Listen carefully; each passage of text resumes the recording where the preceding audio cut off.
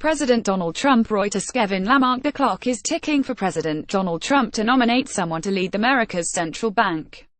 The four-year term of Federal Reserve Chair Janet Yellen, who was nominated by President Barack Obama, will end in February.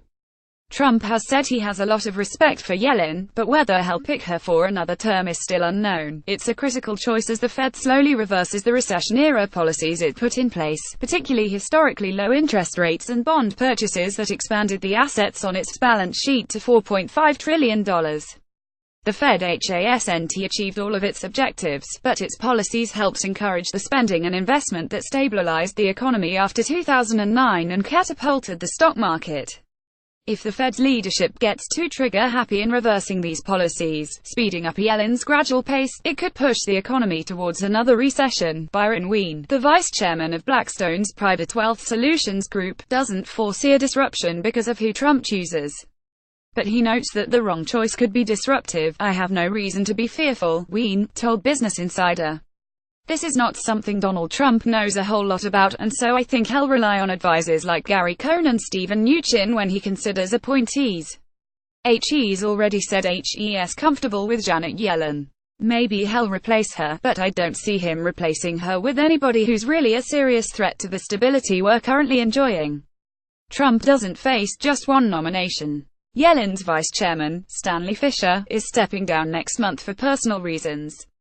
He's a Yellen ally personally and on policy issues. "I think Stanley Fischer was a positive force, a very knowledgeable guy, and very balanced," Wien said. "I just hope that the replacement is reasonable and understands that aggressive tightening would be deleterious to both the economy and the stock market. A great level of uncertainty if Trump is nominating someone else. It would be safest to announce his choice around October to allow time for the Senate confirmation proceedings to conclude before Yellen's term ends in February." Christina Hooper, global market strategist at Invesco, told Business Insider, "Trump is a unique president by Washington standards.